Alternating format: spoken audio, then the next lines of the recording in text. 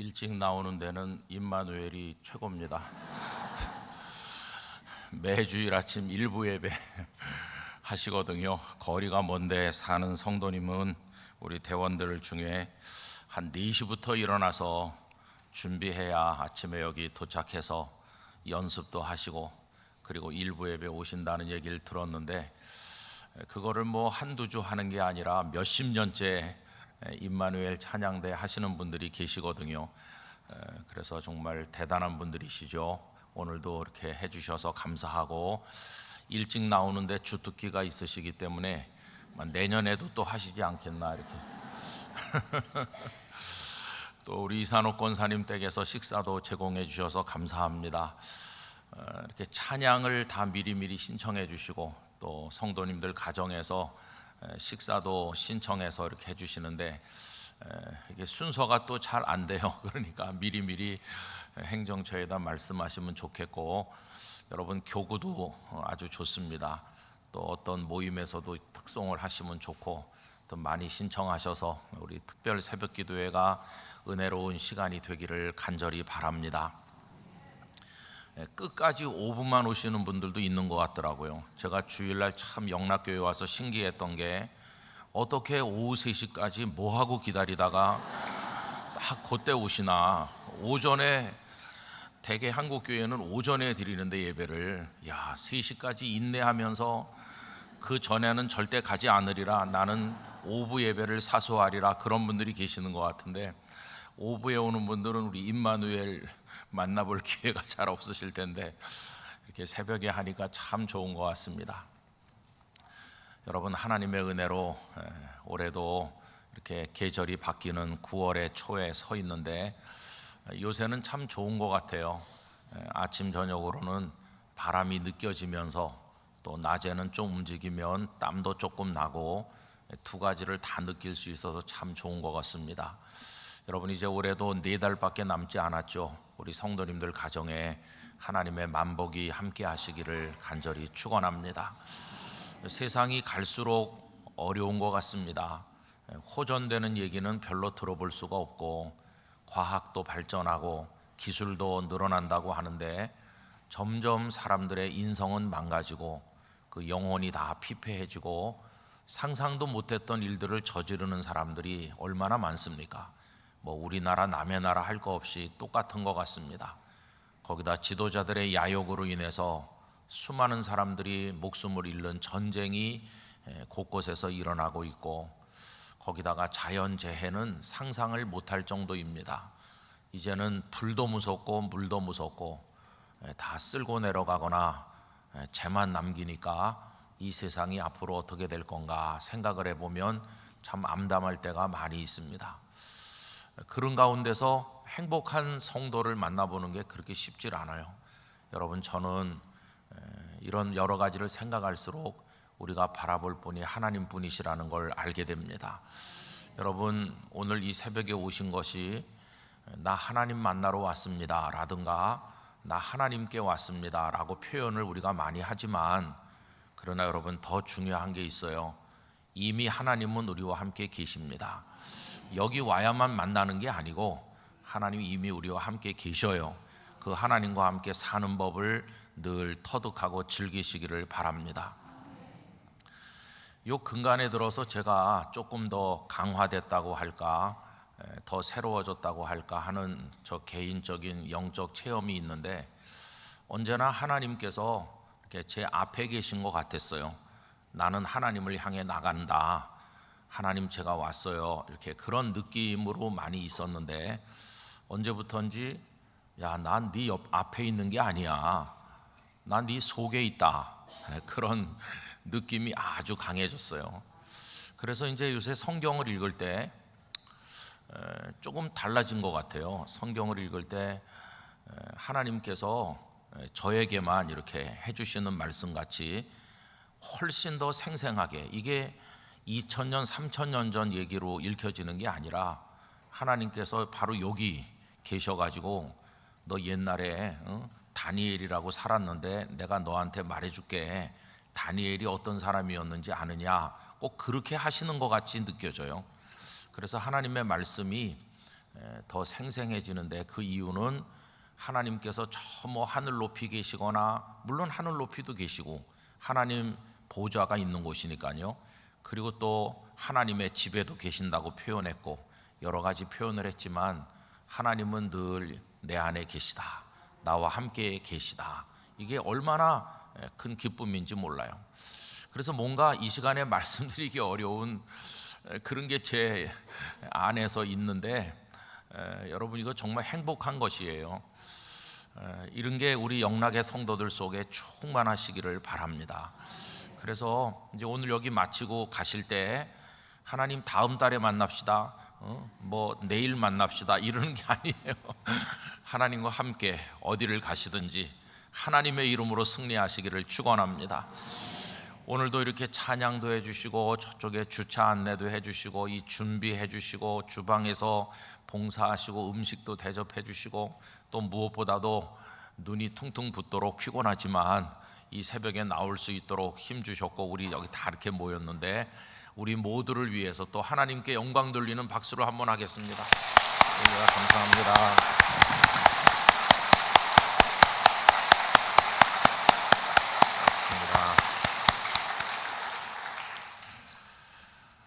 여러분, 우리는 이렇게 함께 모여서 지금 하나님을 믿죠. 그래서 공동체성이라는 걸 얘기할 때가 있어요.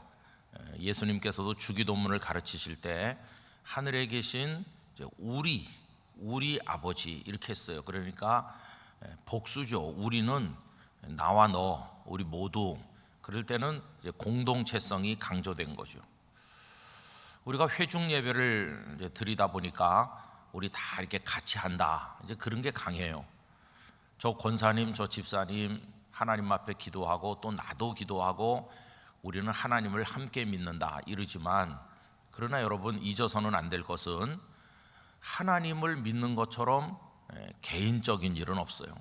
이거야말로 각자의 일인 것이에요. 사도행전 2장에 그 예수님 승천하시고 다락방에 성도들이 120명쯤 모였잖아요. 제자들 또 예수님의 가족들도 있고 모여가지고 하나님의 약속하신 성령님께서 임하시기를 간절히 기도할 때, 그 성령님이 그 사도행전 2장 1절 이하에 읽어보시면 각자에게 임했다고 그랬어요. 그러니까 지극히 개인적인 거예요. 성령의 은사도 사람마다 다 똑같은 게 아니고 각자에게 임하셨구나 하는 것을 깨닫게 돼요. 그래서 여러분, 하나님을 믿는다고 하는 게 이렇게 다 같이 함께 하니까 우리라고 표현하기도 하지만은 더 중요한 것은 하나님과 우리 한 사람 한 사람의 관계라는 사실을 잊어서는 안 될 것입니다. 더군다나 인생의 결정적 순간을 만나면 하나님이 나의 하나님이셔야 되는 거예요. 결정적인 순간을 만났을 때 다른 이들과 함께 부르는 하나님이 별로 의미가 없을 때가 있어요. 여러분, 예를 들어서 다윗이 골리앗을 향해 나가잖아요. 물맷돌을 손에 들고 골리앗을 향해 나갈 때 온 이스라엘의 하나님, 이것도 의미가 물론 있겠지만 그 상황에서 골리앗을 맞서는 사람은 다윗 혼자예요.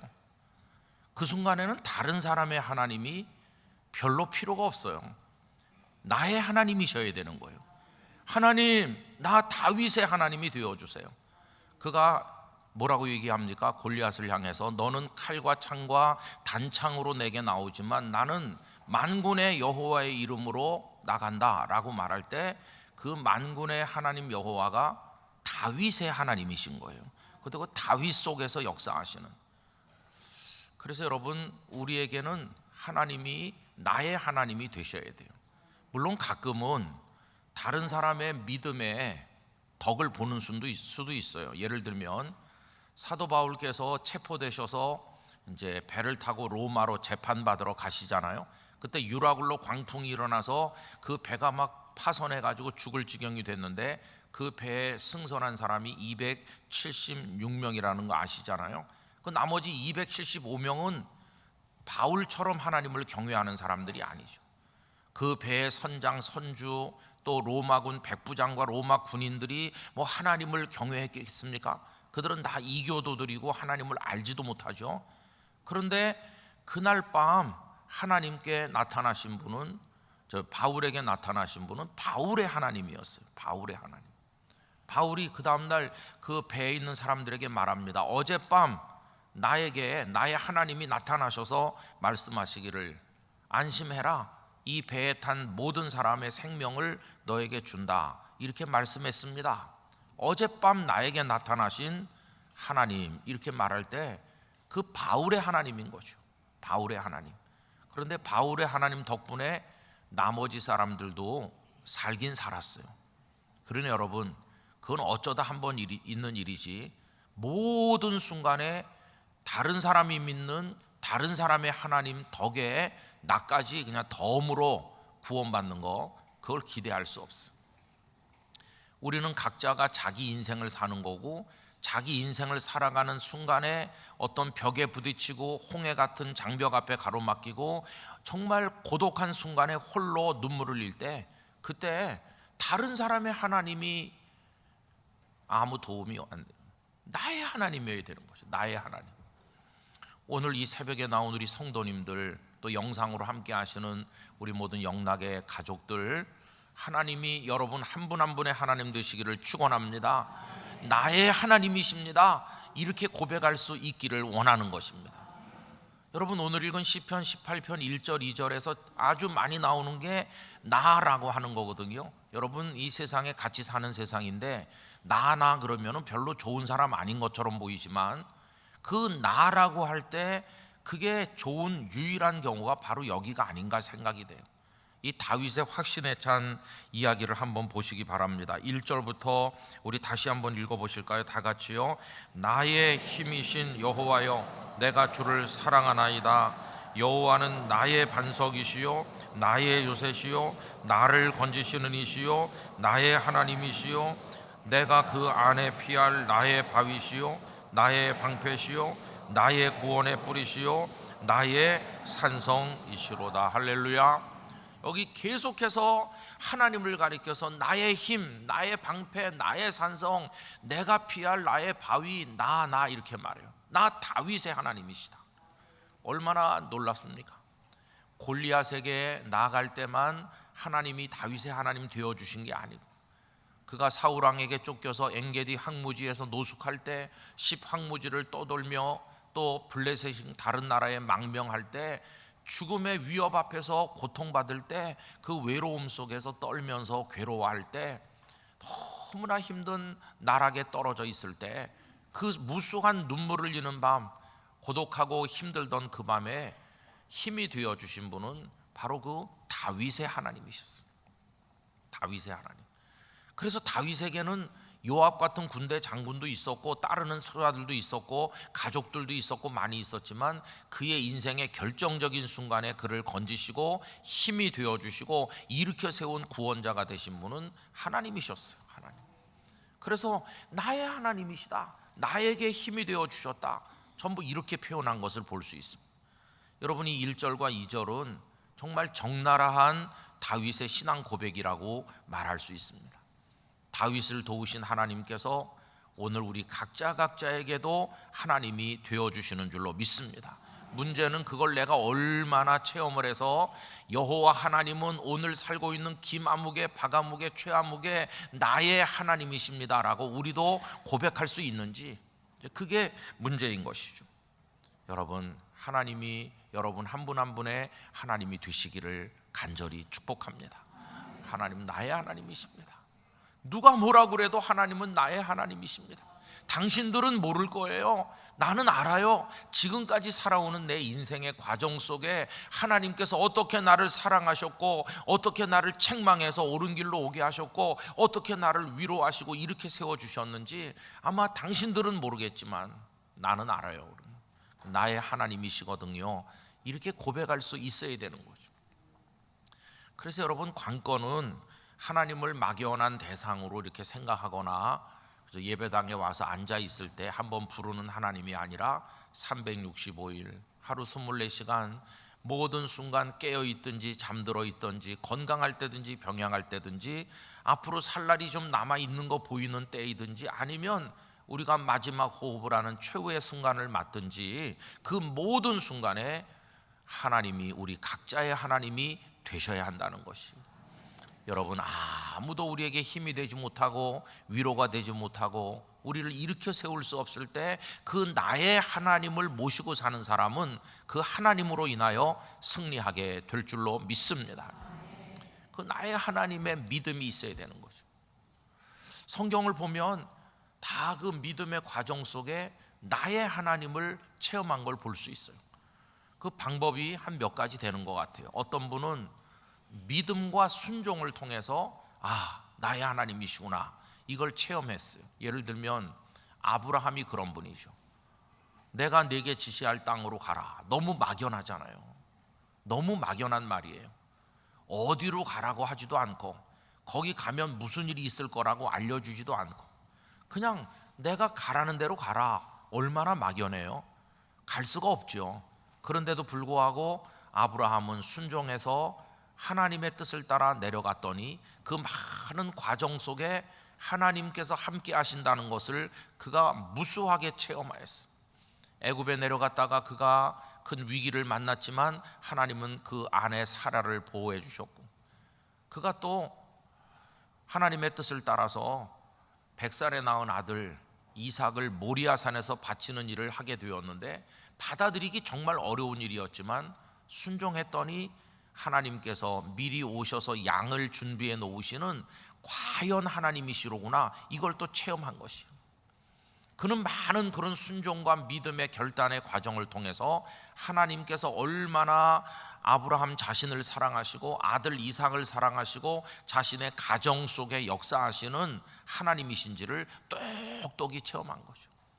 살면 살수록 하나님에 대한 확신이 더 분명해졌고 믿음이 강화되었고 조금 더 흔들리지 않게 되었고, 그래서 그 하나님을 아들 이삭에게도 물려주는 거죠. 여러분, 이삭도 똑같습니다. 아버지가 자 나랑 같이 길 떠나자 그래서 따라갔어요. 그런데 산에 오르더니 자신을 결박해서 제단 위에 올려놓을 때 이 아들이 얼마든지 반항할 수 있지만은 거기서 뭔가를 깨달았어요. 하나님 앞에 자신을 드리려고 하는 아버지의 마음을 어느 정도 그가 이해했는지 모르지만 생명을 내려놓고 순종하는 거죠. 근데 거기서 그 아들 이삭도 하나님이 나를 지키시는 하나님이라는 걸 알게 됐어요. 양 한 마리를 발견했을 때 그 순간에 이삭도 나의 하나님이시구나, 이거를 깨달은 것이. 그 이후에 이삭의 평생 동안 어려운 일이 있을 때마다 그 하나님을 붙드는 거죠. 흉년을 만나서 모두 다 애굽으로 피난 가는 그 상황에서도 하나님께서 이삭 그냥 여기 머물러라, 그럴 때 알겠습니다 할 수 있었던 순종은 어디서 나온 것입니까? 나의 하나님이신 그분이 나를 이끄실 줄 믿습니다 하는 그 믿음이 그로 하여금 그곳에 머물게 했고, 그 결과는 농사에서 100배나 얻고 창대하게 되고 아비멜렉 왕이 와서 머리를 숙일 만큼 그가 존경받는 사람이 된 거 우리 알고 있지 않습니까? 여러분, 야곱이나 그 요셉은 또 어떨까요? 이분들은 조금 다른 상황에서 하나님을 경험하게 되는데 시련과 역경 속에서 하나님을 만나는 거죠.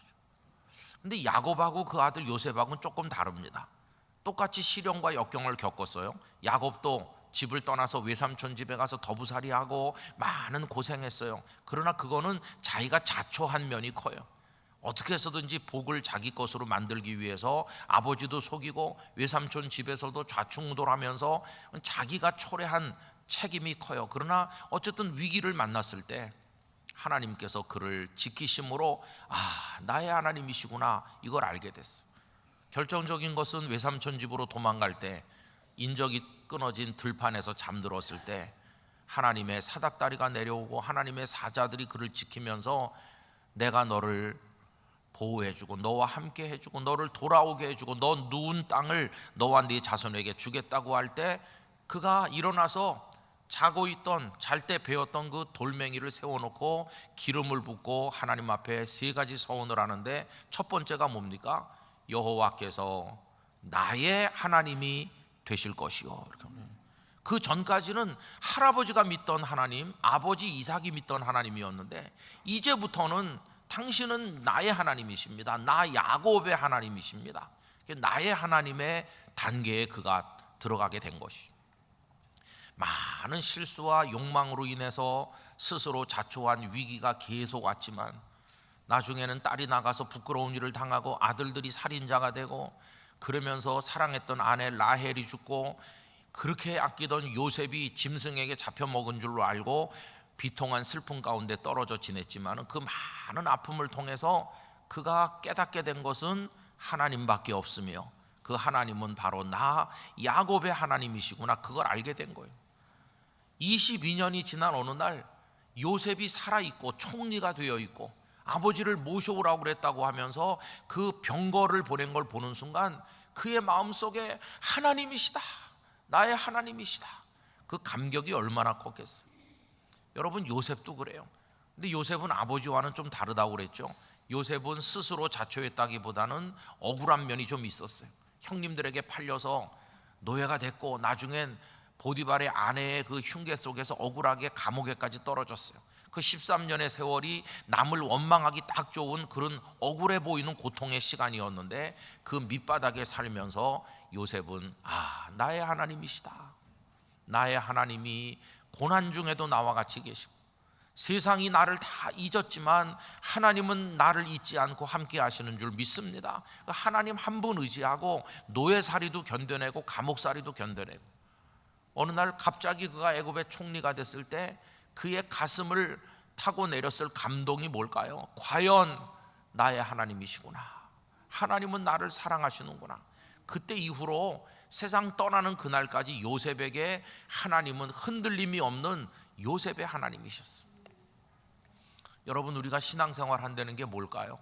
그저 겉으로 보면 교회에 소속돼 있다, 가서 예배를 드린다, 뭐 헌금을 바친다, 봉사를 한다, 뭐 이런 게 겉으로 보이는 어떤 하나님의 사람의 모습이지만, 내면으로 들어가 보면 우리 각자가 나의 하나님, 그걸 깨닫는 것입니다. 그리고 그 하나님과 함께 사는 것입니다.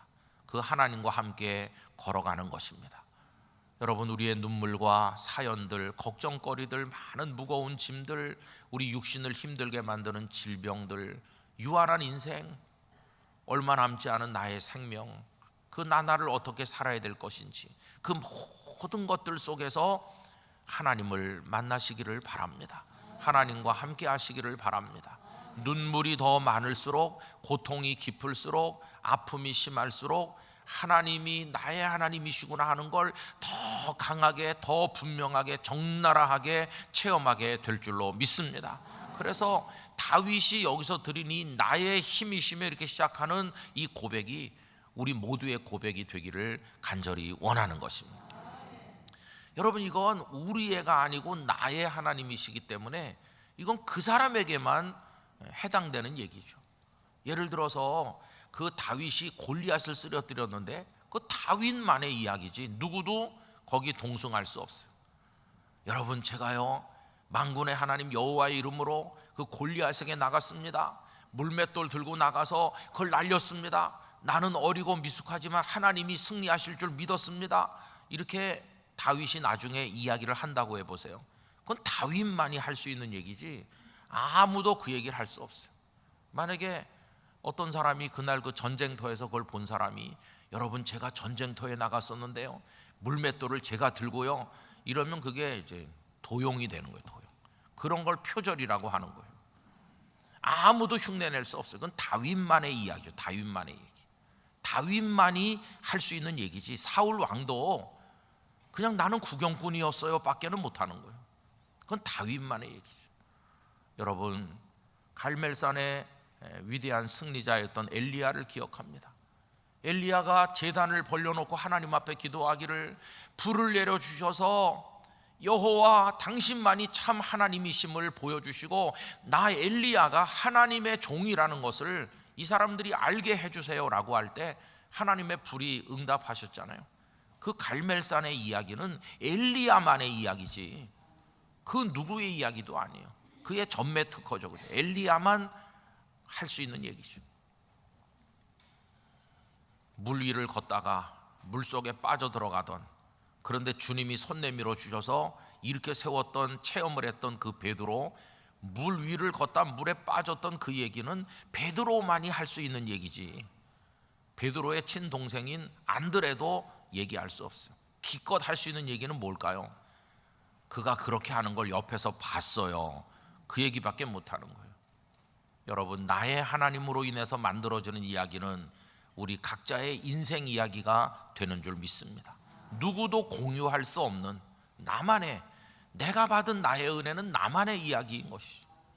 그래서 우리가 모여서 같이 우리 하나님께 공동체 예배를 드리지만 신앙은 지극히 개인적인 것이고 각자의 인생 속에서 각자가 만난 하나님의 은혜 가운데 우리가 살아가고 있는 것입니다. 그래서 이렇게 말하죠. 하나님은 한 분이시다. 그러나 하나님은 진정한 성도의 숫자만큼 존재하신다. 하나님은 한 분이십니다. 그러나 우리 영락교회 성도가 각자 각자의 삶 속에서 하나님을 체험하고 각자가 나의 하나님을 만난다면, 그 하나님과 산다면 하나님은 우리 영락교회 성도의 숫자만큼 존재하는 거나 마찬가지입니다. 이 김권사님이 알고 있는 나의 하나님과 박 집사님이 알고 있는 나의 하나님이 좀 달라요. 왜? 두 분의 인생이 다르니까, 두 분에게 필요했던 은혜가 다르니까. 하나님은 이 김권사님에게는 어떤 때는 큰 위로로 이렇게 역사하시고, 이 집사님에게는 큰 치유의 능력으로 나타나기도 하고, 다 다르니까 하나님의 은혜를 경험하는 바가 다 달라요.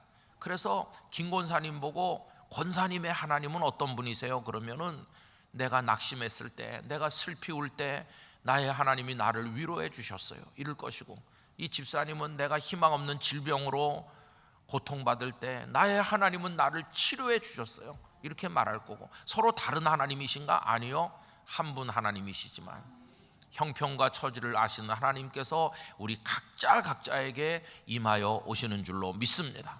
우리만의 이야기가 있는 거죠. 하나님과 우리 사이에서 만들어지는. 여러분, 얼마나 멋진 영적 순례입니까? 그 하나님과 더불어 우리는 오솔길을 걷듯이 인생의 데이트를 하고 있는 중이에요. 하나님께서 얘야, 9월 2일이야 영락특별 새벽기도회가 하는 날이다, 나랑 같이 가자, 날 사랑하는 다른 성도들도 온다, 이래가지고 우리 여기 이렇게 모인 것이. 이 말씀은 같이 나눴지만 들으시는 분들의 느낌이 다 다르실 거예요. 이게 실감되게 느껴지는 분도 계실 것이고, 저 김 목사가 하는 말이 알 것도 같고 모를 것도 같다, 그런 분도 계실 것이고, 어떤 분은 마음속으로 눈물이 막 흐르는 분도 계실 거예요. 그렇습니다. 하나님, 당신이야말로 나의 하나님이시죠. 친정아버지, 친정어머니 다 돌아가시고 누구 하나 믿을 게 없고, 정말 내가 방황할 때 처녀 시절에 믿었던 하나님을 다시 찾아왔고, 하나님 나를 안아주셨고, 내가 여기까지 살아왔습니다. 영원히 당신은 나의 하나님이십니다. 그런 고백을 가진 분도 계실 것이고. 여러분, 그래서 이 나의 하나님 이야기가 얼마나 아름다운 것인지 말로 다 알 수 없습니다. 저는 믿습니다. 이제 앞으로 얼마 동안 우리가 더 살 거잖아요. 우리의 이야기는 끝난 게 아니에요. 그 나의 하나님과 함께 우리 각자가 남아있는 시간 동안 즐겁고도 거룩한 데이트를 하게 될 것입니다. 하나님은 오늘 나를 어디로 초대하실 건가? 어떤 새로운 인생의 은혜 속으로 나를 데리고 가실 것인가? 이렇게 생각하면서 그 하나님과 함께 천국문에까지 이르는 거예요.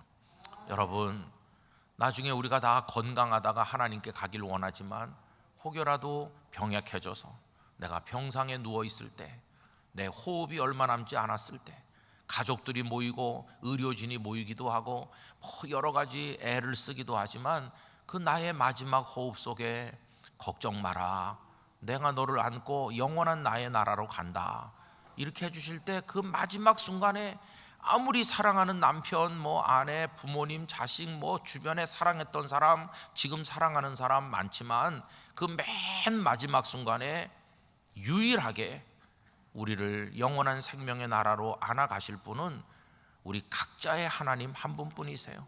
나의 하나님. 그 나의 하나님이 없는 사람은 그 순간에 누구와 함께 해야 될지 모르는 거죠. 그러나 살아있는 동안에 나의 하나님을 모시고 사는 사람은 우리는 마지막 순간에도 그 하나님으로 인하여 승리하게 될 줄로 믿습니다. 그래서 여러분, 이 가을은 풍성한 추수의 계절이잖아요.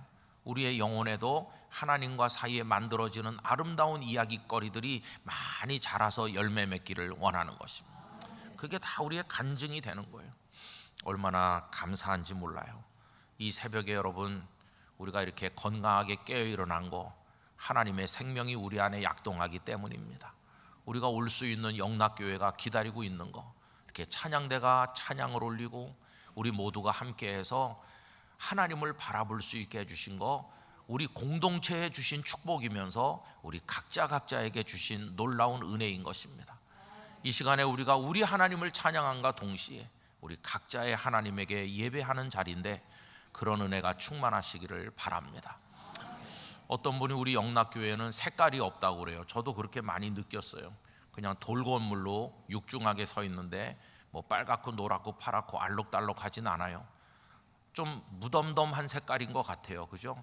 그러나 영락교회 속에 그렇게 우리가 가볍게 행동하진 않지만 깊이 흐르는 은혜가 있기를 원합니다.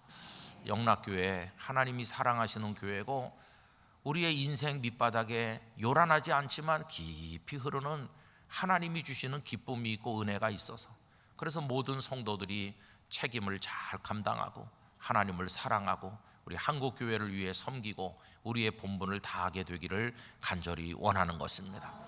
여러분, 9월 한 달, 10월, 11월, 12월 5육 코스 열심히 하시면서 나의 하나님이니까, 여러분 나의 데이트 상대 아닙니까 하나님이? 그럼 내가 그분과 대화를 해야지. 하나님 나랑 데이트하러 오셨는데 하나님 여기 내 친구랑 좀 하실래요? 그러면서 하나님한테 말씀 한마디 안 드리고 이렇게 하면 이게 되겠습니까? 기도를 깊이 하고 나의 하나님이시다, 내가 기쁘게 해드려야 된다, 그렇게 해야 되는 거죠. 그래서 여러분, 오늘 설교 제목이 그냥 간단해요. 나의 하나님이시다. 이게 여러분의 고백이 되시기를 축원합니다. 기도하겠습니다. 아버지 하나님, 세상을 보면 답답해서 눈물이 나고 힘들어서 눈물이 나고, 우리 인생을 보면 너무나 짐지기가 무겁고 괴로워서 눈물이 납니다. 그러나 그 속에서도 아버지를 바라보면 기뻐서 눈물이 나고 감사해서 눈물이 납니다. 우리를 외면하지 않으시고 나 너의 하나님이야 이렇게 말씀해 주셔서 감사합니다. 하나님, 나의 하나님으로 부르도록 우리에게 다가오셨건만 하나님을 옆으로 밀쳐놓고 쓸데없는 일에 몰두했던 저희의 어리석음을 용서해 주시고, 이제는 어떤 인생에 흥황하는 상황이든 위기의 상황이든 어떤 상황을 맞이하든 여호와 그분은 나의 하나님이십니다, 다윗처럼 고백하게 하여 주시옵소서. 많은 인생의 국면에서 하나님의 사랑을 체험하게 하시고 그 은혜를 경험하게 하시고 하나님과 우리 사이에 만들어지는 풍성하고도 감격적인 이야기거리들이 많아지게 하여 주시옵소서. 하나님, 영락의 성도들을 축복합니다. 이 시간에 아버지의 손을 각자에게 얹어 주옵소서. 복을 주옵소서. 은혜를 주옵소서. 아버지만이 주실 수 있는 놀라운 손길로 역사하여 주시옵소서. 병약한 자는 일으켜 세워 주시옵시고 방황하는 자는 길을 얻게 하여 주시옵시고 낭망된 자에게는 용기를 허락하여 주시옵시고 교만한 자는 겸손하게 하시고 주저앉은 자에게는 소망을 비추어 주시기를 원하옵고, 우리의 마음을 넓혀서 서로 사랑하며 하나님의 뜻을 이루게 하여 주시옵소서. 요양원에 요양병원에 계신 연로하신 우리 믿음의 어른들로부터 시작을 해서 엄마 태중에 잉태된 생명에 이르기까지 영락 가족 한 사람 한 사람을 눈동자와 같이 보살펴 주시옵소서. 올해도 4달 남았는데 4달 동안 큰 은혜와 축복을 받기를 원합니다. 하나님의 교회가 든든히 서기를 원합니다. 교회를 시험하는 어두운 영을 물리쳐 주실 줄 믿습니다. 어둠의 권세들이 물러가게 하여 주시옵시고 천국의 기쁨과 감격만이 넘치는 영락교회가 되게 해주시기를 원합니다. 성도님들 가정에 드리워진 근심과 걱정이 변해서 기쁨의 간증거리가 되게 하여 주시옵시고 나의 하나님이 나를 일으켜 세우셨습니다 고백하게 만들어 주시옵소서. 아버지 하나님, 우리 교회 성도들 중에는 큰 과제를 앞에 놓고 기도하는 분들도 많은 줄로 압니다. 아버지 하나님, 내가 원하느니 내 소원대로 될지어다 말씀하여 주시기를 원합니다. 우리 자녀들은 또 진로를 위해 고심할 때가 다가옵니다. 학교에 입학하는 일이라든지 혹은 취업하는 일이라든지 여러 가지 중요한 일들이 가을에 많이 이루어질 터인데 하나님 길을 열어 주시기를 원합니다. 80주년 비전을 위한 여러 가지 기도와 헌신이 풍성하게 이루어지게 하여 주시옵시고, 혼돈 속에 있는 대한민국을 안정시켜 주시옵시고, 이 세상에 가득 찬 고통과 아픔과 눈물들을 거두셔서 이 지구촌을 불쌍히 여겨 주시옵소서. 오늘 아침에도 나와서 봉사하시고 안내하시고 식사를 제공하고 찬양하고 섬긴 많은 분들에게 하나님의 만복을 내려 주시옵소서. 오늘도 어린 꼬마 친구들도 많이 나왔습니다. 그들의 머리 위에 하나님의 복을 내려주시고, 어려서부터 예배당에서 자라고 있으니 평생을 하나님의 집에 머물길 원했던 다윗과 같이 되게 하여 주시옵소서. 이제는 우리 각자에게 나의 하나님이라 고백할 수 있는 은혜를 베푸시는 우리 주 예수 그리스도의 크신 은혜와 하나님의 사랑과 성령님의 교통하심이 우리 영락의 성도들과 우리 교회 중에 영원히 함께 하시기를 축원하옵나이다. 아멘.